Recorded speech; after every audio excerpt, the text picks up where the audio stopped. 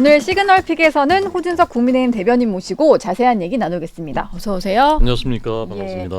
원래 오늘 여야 대변인 모시고 추석 민심 특집으로 좀 꾸미려고 했는데 한민수 민주당 대변인이 좀 개인 사정이 생기셔서 오늘 특별히 호준석 대변인만 모시고 좀 진행을 해보겠습니다. 안타깝습니다.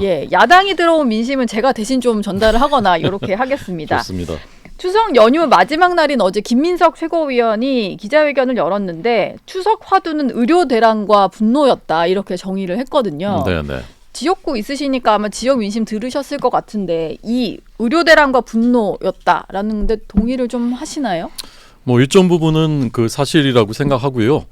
대통령의 지지율이 이제 많이 떨어진 것에서 이제 우리가 이제 객관적으로 확인할 수가 있는 것이고, 저는 이제 그런 민심은 경청하고 또 고칠 부분은 고쳐야 된다고 생각합니다. 민심이 천심이니까요. 다만 지지율이 떨어졌다고 해서 그것을 이제 탄핵과 연결시키고 뭐 심리적인 정권 교체다 이런 말씀까지 하셨던데 민주당의 그 이인자라는 분이 헌정질서에 대한 저는 그 헌정질서를 부정하는 것이라고 생각합니다. 지지율이 떨어졌다고 대통령을 바꿔야 한다고 하면요, 노무현 전 대통령은 지지율이 12%까지 떨어졌었습니다. 임기 후반기에는 20%를 거의 넘지 못했었습니다. 그래서 탄핵이 됐었어야 돼요. 근데 어떻게 됐습니까? 탄핵 소추했지만 중대한 헌법과 법률 위반이 없다는 판결을 받았지 않습니까? 그 결과로 엄청나게 이제 역풍이 불어서 그 다음 국회에서는 이른바 탄도리들이 대거 진출을 했었죠. 저는 이제 두 가지 시사점이 여기 있다고 생각하는데, 첫째, 중대한 헌법과 법률 위반이 지금 윤석열 정부에 있느냐? 그와 비슷한 것도 없죠. 다만 야당은 대부분의 사유가 싫다, 나는 당신 싫다, 밉다, 우리와 생각이 다르다, 이거라고 생각합니다. 두 번째는 역사와 국민의 평가는 시간이 지나면 달라질 수 있다라는 겁니다. 노무현 전 대통령에 대한 평가도 그때와 지금이 굉장히 큰 차이가 있지 않습니까? 그래서 저희가 고칠 것은 고치되 헌정질서를 중단시키겠다, 이런 발상은 하지 말아야 된다고 생각하고요. 그런 일은 막아야 된다고 생각합니다. 의료 대란 문제 같은 경우는 그래도 국민들이 꽤 많이 걱정을 했던 이슈인 것 같은데, 뭐 정부 발표만으로는 일단 큰 혼란은 없이 지나갔다 이렇게 볼 수 있을 것 같아요. 이게 다 국민들이 좀 시민 정식을 발휘해서 그런 것 같은데, 한 가지 좀 아쉬운 것은 한동훈 국민의힘 대표가 추석 전에 좀 여야 의정 협의체 띄우려고 했는데 잘 안 됐고, 지금도 역시 좀 협의체가 출범하는 거는 쉽지 않은 상황인 것 같아서 이게 좀 걱정인데요. 현재 진행 상황이 좀 어떻게 되나요? 이게 사실은 거의 1년 가까이 끌어오고 있는 문제이지 않습니까? 그러니까 문제가 정말 남마처럼 얽혀 있는데 누구도 이걸 어떻게 풀어보려는 그 구체적인 현실적인 시도는 사실 별로 이루어지지 못했어요. 근데 어쨌건 한동훈 대표가 이걸 풀어보겠다고 이제 나선 것이지 않습니까? 근데 단번에 풀 일은 없어요. 1년 동안 끌어왔었던 문제인데 어쨌건 그래도 여야 의정 테이블을 마련했고, 여야 정은 기본적으로 원칙적으로 이제 들어오겠다라고 했고, 의사단체, 의료단체들이 이제 조금씩 입장이 다른 것이거든요. 그래서 설득하는 과정이고, 그래서 대화를 통해서밖에 해결될 수 사실 없지 않습니까? 의료계가 요구하는 게 두 가지가, 첫 번째는 2025년 정원 문제인데 이미 수시 모집 원서 접수가 끝났어요. 지난 13일에. 사실 이거 손대기가 어렵다는 걸 의료단체도 저는 알 거라고 생각합니다. 정시를 줄이자, 정시를 아예 없애, 1,500명이니까 정시를 없애자라는 말씀하시는 분도 있다고 하는데, 정시 모집만 준비하는 수험생도 많아요. 근데 어떻게 정시를 없앱니까? 이건 사실 안 되는 거거든요, 이제는. 그리고 이제 그 다음에 장차관이나 뭐 수석 경질하라 이런 것인데, 이것은 앞으로 논의 과정에 따라서 또 이제 여지가 있는 것이고, 그래서 일단 대화를 빨리 시작해 달라라는 게 사실 거의 모든 국민들의 요구자, 바람이지 않습니까? 그래서 이제는 들어오셨으면 좋겠다 그런 말씀드립니다. 추석 연휴 기간에도 한동훈 대표가 좀 비공개로 의료계랑 접촉을 하신 것 같아요. 근데 이런 와중에 박단, 이제 전공의협의회 비대위원장인데 전공의들의 어떤 대표격이라고 할 수 있잖아요. 근데 박단 위원장이 어제 올린 글 상으로는 한 대표와 비공개로 만난 이후에 전혀 소통한 적이 없다, 마치 국민의힘에서 거짓말을 하고 있다, 이런 식으로 좀 주장을 했습니다. 이 글은 좀 어떻게 보셨나요? 그러니까 이제 한번 만났다는 것은 팩트고요. 예. 박단 회장을 언론에 이미 보도됐던. 네네 만났고 그 다음에 과정에서는 이제 여러 그 다양한 목소리들이 있지 않습니까? 의료계에도. 네. 그래서 이제 여러 사람들을 만나고 접촉하고 이런 과정이고 그 과정에서 물밑에서 이제 박단 회장을 다시 한번 만날 것이냐 이런 것들은 이제 조율이 있었는지 정확한 내막은 모르겠지만 아마 좀 그 박단 회장 입장에서는 좀 더 만나고 싶었는데 만나지 못했다 이제 그런 마음이 있으신 것 같고요. 한동훈 대표가 이제 만나시겠죠. 만나야 풀리는 것이고, 그러니까 좀 기다려 주셨으면 좋겠습니다. 박단 회장을 한동훈 대표가 또 만날 수도 있는 상황인가요? 필요하면 누구라도 만나는 거 아닙니까 지금? 근데 마치 본인은 만나고 싶었는데 한동훈 대표 쪽에 거절했다 뭐 이런 식의 글이었다 보니까 한동훈 대표가 겉으로 드러난 것과는 달리 좀 전공의들 만나는 거는 소홀했던 거 아닌가 뭐 이런 말들도 나와서요. 실제로 그런 건 아닌가 보네요. 심의 과정의 조율 문제였다고 저는 생각해요. 한동훈 대표가 앞다르고 뒤다른 사람은 아닙니다. 제가 겪어보기에. 어떻게든 동분서주 지금 만나려고 하고 여러 사람들 만나고 있는데 박단 대표는 중요한 그 핵심 인물 중에 하나인데 그 사람 안 만나 이럴 리는 전 없다고 생각하고 자세한 내막은 모르겠지만 곧 만날 수 있을 거라고 생각합니다. 추석 연휴 기간에는 이재명 민주당 대표가 그 조계종 총무원장 진우 스님을 만나서 종교계가 중재에 나서달라 이렇게 부탁을 했어요. 민주당이 그동안은 좀 적극적으로 나서지 않아가지고 이게 좀 비판을 받아왔었는데 종교계의 중재를 요청한 거 이건 좀 어떻게 평가를 하세요? 좋게 생각합니다. 뭐라도 해야죠. 근데 이제 한동훈 대표가 뛰어서 어쨌건 자리가 이제 마련되고 하니까 그것이 이제 긍정적으로 좋은 그 영향을 미쳐서 이재명 대표도 또 이제 그런 노력을 하시는 것이지 않습니까? 그래 누구라도 무슨 노력이라도 해야죠. 연휴 이후에 좀 협의체가 당장 출범하기 쉽지 않아 보이는데 이번 달 안에는 좀 가능할 걸로 보십니까? 저는 이제 국민들의 마음이 전달될 거라 생각해요. 의사들도 다 이제 가족들이 있으시잖아요. 추석 때 만나셨을 것이고 다 얘기도 들었을 것이고. 근데 국민들은 빨리 해결됐으면 좋겠다. 대화 테이블에 나가야 되는 것 아니냐라는 마음들 갖고 계시고 이미 수시 모집 원서 접수는 끝났고 그런 상황들이 영향을 미쳐서 조만간 대화 테이블이 열리지 않을까 그렇게 기대합니다. 연휴 끝나자마자 국회에서는 아마 여야 대치가 이어질 것 같은데 우원식 의장이 추석 연휴 지나고 여야 합의로 좀 하자라고 해서 미뤄진 본회의가 오늘 열리잖아요. 민주당이 일단 쌍특검법에다가 지역화폐법까지 다 올릴 것 같은 상황입니다. 일단 필리버스터로 대응한다는 계획이시죠, 국민의힘은? 그렇죠. 그거밖에 방법이 없으니까. 그런데 우선 김건희 특검법은요. 이거 그 문재인 정부 검찰이 정예 검사들 투입해서 1년 6개월 수사했던 것이지 않습니까? 수십 명을 압수수색했고요. 수백 명을 조사를 했습니다. 그런데 주가 조작에 관여했다거나 또는 방조했다라는 증거를 찾지 못해서 기소를 여태까지 못했던 것입니다. 마치 수사를 아무것도 안 했었던 것처럼 지금 와서 하자고 하는데 그 당시 수사의 총책임자 이성윤 그분이 지금 민주당 의원으로 계시지 않습니까? 이건 정말 코미디 같은 일이라 생각하고요. 그다음에 최상병 특검법 점점 더 민주당의 제보 공작에 의한 것이라는 것이 전모가 점점 더 드러나고 있습니다. 그 멋쟁 해병 단톡방 그 멤버들이 기자회견까지 하지 않았습니까? 그런데 민주당은 그것도 제보 공작도 그러면 특검 대상에 넣자고 하더니 정작 법안에서 뺐습니다. 왜 그렇습니까? 진상이 드러나는 게 두렵기 때문이라고 저는 생각합니다.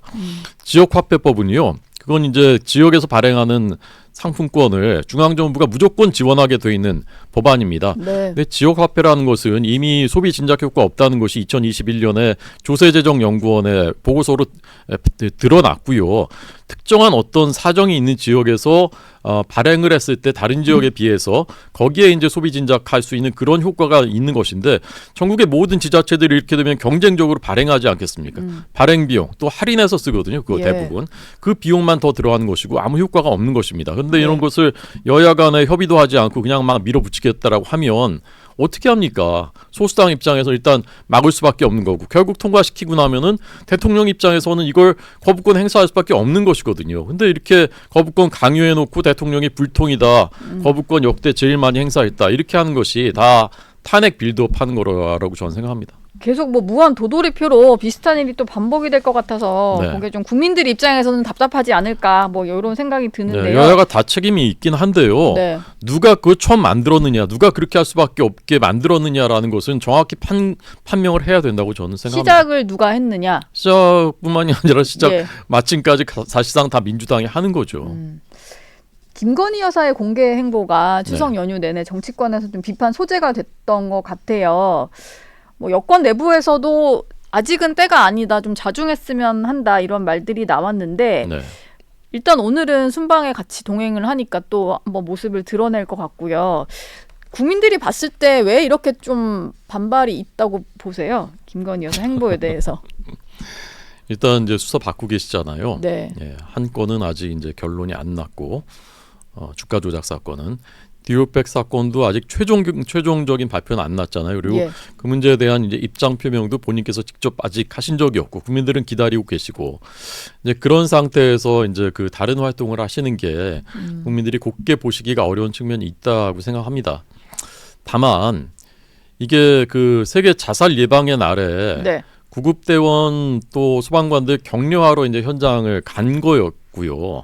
간 김에 이제 마포대교 그 현장을 한번 이제 같이 본 건데 그걸 마치 무슨 뭐 시찰을 했다, 마포대교를 갑자기 뜬금없이 시찰을 했다라고 이제 그 호도한다든지 또 추석 때는 그 장애가 있는 어린이들이 살고 있는 집에 가서 봉사한 거거든요. 네. 근데 그런 것까지 무슨 화려한 무슨 공개 활동을 한 것처럼 그렇게 호도하는 것은 저는 좀 과하지 않나, 문제가 있지 않나라고 생각합니다. 예. 근데 타이밍은 좀 문제였다 뭐 이런 것들은 여권에서도 생각을 하시는 부분인 것 같네요. 네, 나중에 예. 디올백 사건에 대해서 본인이 좀 직접 국민들에게 진솔하게 설명하시고 예. 입장 밝히시고 그 다음에 하셔도 늦지 않다고 생각합니다. 오늘 오전에 한 언론사에서 김 여사 공천 개입과 관련한 후속 보도를 좀 내놨는데 네. 이게 몇 시간 안 된 상황이다 보니까 지금 좀 회자가 되고 있는 상황 같아요. 근데 김영선 전 의원이 김 여사로부터 받은 메시지를 가지고 개혁신당의 비례대표 압순번을 요구했다 뭐 이런 내용인 것 같은데 이게 민주당에서는 아마 계속 이 이슈를 가지고 좀 키우려고 할 것 같아요. 보시기에 네. 좀 자세히 보셨는지는 모르겠는데 파급력이 있을 만한 내용이라고 보시나요? 계속 키우려고 하겠죠. 예. 근데 이제 그 노앵커님도 아시겠지만 우리가 언론사에서 제보를 받아보면 제보를 보면 경천 동지할 일이 많아요. 그렇죠. 근데 이제 확인을 해보면 김이 빠지는 경우가 대부분이에요. 보통 제보자 한 명 일방적인 주장인 경우가 좀 그렇죠. 상당수죠. 그렇습니다. 예. 사실 대부분은 기사가 안 돼요. 그래서. 네. 근데 그것만 보면은 이제 엄청난 기사거든요. 근데 지금 여기 등장하는 그 명모 씨라는 그런 사람처럼 내가 대통령 부부와 잘한다, 뭐 통화도 했다 이런 사람 전국에 수십 명은 될걸요. 네. 근데 이준석 대표도 보니까 이 폭로의 완결성이 없어서 우리가 관여하지 않았다라고 하지 않습니까? 예. 저는 진상은 드러나야 된다고 생각해요. 정말 사실일 가능성이 조금이라도 있다면 그거 필요하다면은 그 진상을 밝혀야 되는 것이고 그렇지만 지금 단계에서 제가 보기에 그 사람이 했다는 내가 뭐 그런 그 허풍, 뭐 내가 뭐 여권에 누구도 알아 뭐 이런 거 가지고서 지금 이렇게 하는 것은 저는 이 기사 자체도 이 정도 상태에서 기사를 쓰면 저는 안 된다고 생각해요. 네. 확인하고 취재하고 여러 군데 확인하고 그러고 나서 기사가 나와야죠. 추석 연휴가 끝나는 시점이고 오늘 김건희 여사 특검법을 민주당에서는 상정을 시도할 타이밍에 이 보도가 나왔잖아요. 네. 혹시 이 과정에 어떤 좀 의구심 같은 거? 뭐 그런 게 있으신가요? 여권 입장에서는? 의구심은 많이 있죠. 예. 이미 우리가 여러 번 봤지 않습니까? 지난 네. 대선 직전에도 심지어는 그런 그 신앙님 씨 통해서 이제 그런 것들 이제 그 공작 같은 것이 있었지 않습니까? 예. 그런 것들이 작동하는 거 아닌가 하는 의심은 있지만 이것도 역시 이제 취재가 다 안 됐기 때문에 네. 구체적으로 얘기하지는 않겠습니다. 알겠습니다. 아까 저희가 여야의정 협의체 얘기를 좀 나눠봤었는데 일단 뭐 계속해서 노력은 하고 계시는 상황이지만 시간이 그냥 협의체가 출범하지 않고 시간이 계속 흘러간다면 이게 한동훈 대표에게는 상당한 좀 부담이 될 것 같아요. 리더십을 좀 문제 삼는 사람도 있지 않을까라는 생각이 드는데 네. 어떻습니까? 그렇지 않을까요? 골이 나려면 빌드업을 이제 해야 되잖아요. 네. 빌드업 하고서 이제 골이 나는 건데 빌드업 하고 있는데 왜 골이 안 나냐, 왜 지고 있냐 이렇게 하는 건 조금 좀 급하시다라고 네. 생각하고요. 어쨌건 여기까지 온 것은 제가 한동훈 대표 편들려고 하는 게 아니고요. 누가 문제를 풀려고 했습니까? 그래도 한동훈 대표가 여기까지 그래도 끌고 온 거 아닙니까? 처음에는 여야의정 협의체 자체에 대해서 대통령실도 좀 부정적이었잖아요. 예. 대통령실은 원칙대로 가야 된다는 입장이었으니까. 그렇지만 그래도 2026년 증언까지도 원점에서 유예해서 다시 논의한다라는 것까지 대통령실이 힘을 실어주면서 온 것이지 않습니까? 네. 마치 유난 갈등 때문에 여야 의정 협의체가 전혀 안 되는 것처럼 보시는 분들이 있는데 그건 사실관계가 다른 거예요. 여기까지 오고 결국 대통령실도 그거를 이제 받아준 것이거든요. 네. 그러니까 좀 최선을 다해서 뭐 되도록 해봐야죠. 어떻게든지. 야당도 지금은 마찬가지고. 중간 과정이니까 네. 너무 평가를 하기 이르다 이렇게 보시는 거군요. 그렇게 빨리 쾌도 남마처럼 될 것 같으면 이렇게 맞겠습니까? 예, 하긴 지금 6개월이 넘어가는 상황이니까 네. 오늘 그 대통령이 순방길에 오르는데요. 한동훈 대표가 배웅을 나설 예정이잖아요. 네. 궁금한 거는 뭐 저도 이제 순방길 배웅하는 거 보면은 시간이 촉박하기 때문에 두 분이 깊게 대화를 나눌 수 없을 것 같기는 한데 사실 별도로 좀 만나려고 하면은 만날 수 있는 공간도 있기는 하잖아요. 네, 공항 네. 자체에. 네. 별도 대화가 좀 있을지 그게 궁금한데요. 어떻게 보십니까? 그 옛날에 2015년, 16년 그 당시에 박근혜 대통령과 김무성 대표 관계가 안 좋았죠. 껄끄러웠어요. 예. 그래서 나중에 이제 그 비서관들의 그 회고가 일부러 두 사람을 만나게 하기 위해서 서울공항 그때 나갈 때 따로 이제 공간도 마련해 놨었다는 거예요. 근데 그날따라 박근혜 대통령이 거기를 안 들르고 그냥 지나쳤대요. 그래서 만약에 그때 마련도 해놨는데 네, 예. 들렀다면은 뭐 달라질 수 있지 않았을까 그런 얘기를 하는 분들도 있더라고요. 네. 그래서 저는 오늘 좀 의미 있는 자리가 됐으면 좋겠고 저는 대통령께서도 한 대표 한번 만나보고 싶어 할 거라고 생각해요. 네. 무슨 얘기인지 두 사람 워낙 오래된 사이입니다. 박근혜 김무성보다 훨씬 더 오래된 사이고 예. 서로에 대해서 사실 속속들이 알고 히스토리도 많아요. 좋을 때도 있고 나쁠 때도 있고. 네. 그래서 국민들이 이렇게 간절히 바라지 않습니까? 예. 그냥 검찰 선후배가 아니에요. 이제 두 분은 국민들이 제일 좀 기대하고 또 우려하기도 하고 그런 그 공적인 자리에 있으니까 오늘 꼭 만나셔서 5분이든 뭐 7분이든 얘기 꼭 나누셨으면 좋겠습니다. 예. 마지막으로 이재명 대표 얘기를 좀 여쭤보겠습니다. 네네. 이재명 민주당 대표가 18일로 취임 달을 맞은 상황인데 내일 공직선거법 재판에 결심 공판이 예정이 되어 있거든요. 뭐 1심 선고 나오려면 또 그 이후로도 한참 걸릴 것 같습니다만 네네. 구형량만으로도 여러 가지 좀 여파가 있을 것 같아요. 좀 어떻게 전망하시나요? 저는 뭐 전망보다는 원론으로 한번 돌아갔으면 좋겠어요. 원론으로. 네. 원론으로. 예, 이 선거법 위반은 자신이 신복처럼 부리던 김문기 씨라는 분을 그분이 돌아가신 바로 다음 날 방송에 나와서 난 그 사람 모른다라고 했다는 그런 그 혐의를 받고 있는 사건이잖아요. 네. 근데 정말 사실이라면 만약에 그렇다면 그런 분이 우리나라 대통령이 돼도 됩니까? 그다음에 위증교사 사건은요. 예. 자신한테 불리한 것을 유리하게 증언해달라고 직접 전화를 해가지고 그 사람한테 압박을 하잖아요. 그건 회유 정도가 아니라 이 사람은 대통령이 될지도 모르는 사람이에요. 그 사람이 전화해서 이렇게 좀 얘기해 주시죠. 기억을 잘 되살려 보시고 이건 강요 아닙니까? 강요. 예. 이것도 사실이라고 판결이 된다면 이런 사람이 대통령이 돼도 됩니까? 대한민국에? 예, 저는 그렇게 생각합니다. 네. 원론적으로 돌아갔을 때 네. 국민들에게 좀 그런 식으로 해주시니까 한번 생각을 해보게 되는 말이었습니다. 네, 네.